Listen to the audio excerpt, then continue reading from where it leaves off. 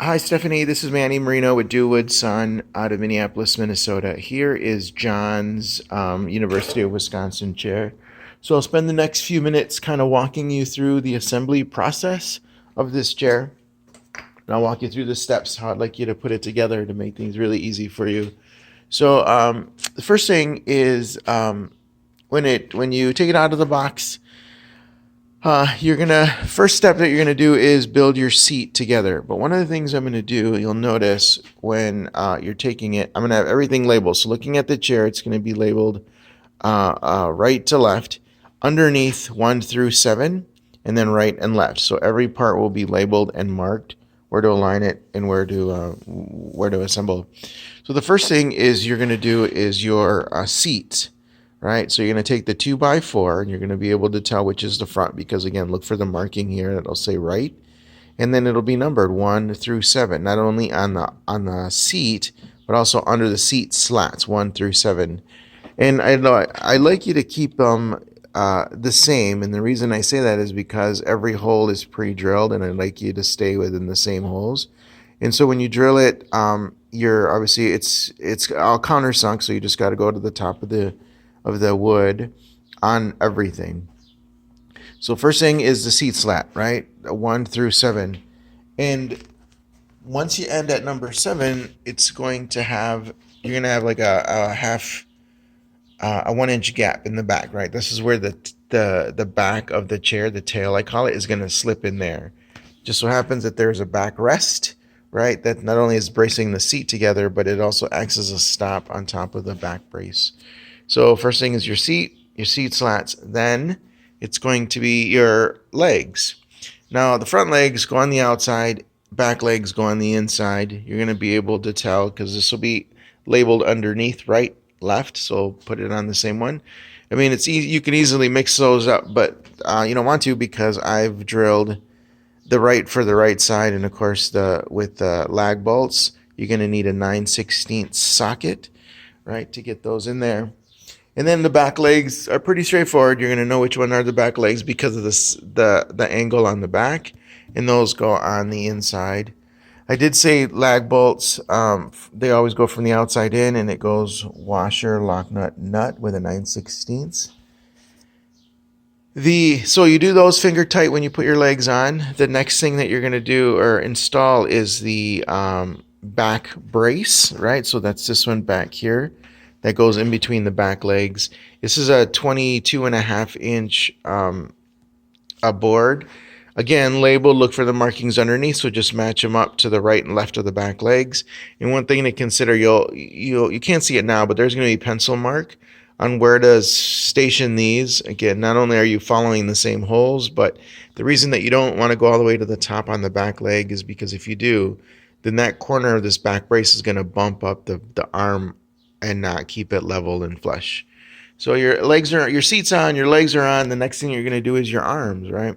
So of course, using the same holes and the same for your lag bolts, you put those. So just start with the back screw, right? It's going to take a 2-inch screw.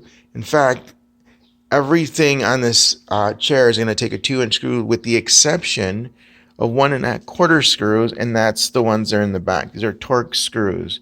These are coated. They won't rot. They won't bleed, and they're good for outside. Those are kind of the best hardware you could buy. Um, so anyway, the back brace, the smaller ones, 2.5. And one thing, word of caution, is when you're installing the back brace screws into the back, only go 1/4 inch. You can't see it here, but 1/4 inch, because the thing you don't want to rupture is the back side of the back. Everything else on the chair is going to take the bigger screws. Those are 2.5. Those are 2-inch screws. Okay, so you got your back, you got your arms, then you're going to slip in your back. And that's pretty straightforward. You slip it in, just center it right, and then the last thing that you're going to put are your back brace. And again, because they're already screwed with the 6 on each one, I'll have those labeled. That just gives it more back support. Because you'll notice on the design itself, when I inlay the W, it's actually cut, so there is a seam all the way across the boards. I mean, I have it braced a couple of times, but with the added back spine support, I think it'll make it very stiff and rigid. That was the whole point. And then with the top arms and the front screws, again, just kind of line them up, make sure it's kind of even to the bottom, and then your screws go in. Now, I didn't go all the way in here, but this is the one where you're going to go at least as far down as you can with the drill bit, and I'll have sawdust in the bag with your hardware. Fill it with sawdust, and also put the wood plugs in after that. And this is your other ones that you're going to have wood plugs in. So get sawdust. Once you screw those in, go as far as you can, and then fill it in with sawdust, and then the wood plugs. So that's pretty straightforward. It goes the seat slats, the back brace, seat slats, the legs, back legs, the arms, and then the back brace. I totally forgot that in the back. And then once you slip in your back, then your back brace goes on. I hope that makes sense. So I probably repeated myself several times, but that's the way the chair is going to come together. And one important thing, totally forgot.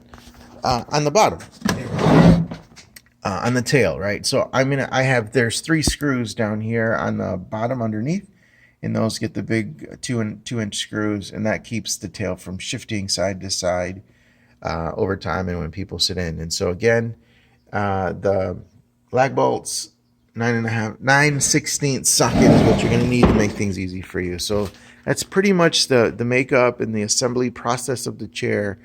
I always just make these and walk you through it.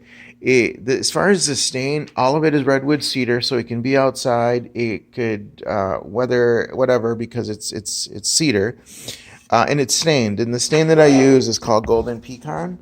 So I would recommend maybe once a year just take a foam brush and cake it on, even over the paint, which is fine, and that'll bring it back to life. You'll notice that this is laser engraved and then color filled with paint. So again, just cake over the whole thing if you don't plan on taking it apart. So that's pretty much the walkthrough of John's chair. Enjoy. Happy Father's Day to John. And if you have any questions, concerns, don't hesitate to reach out to me and give me a call, 612-423-1468. Have a great day. Thank you.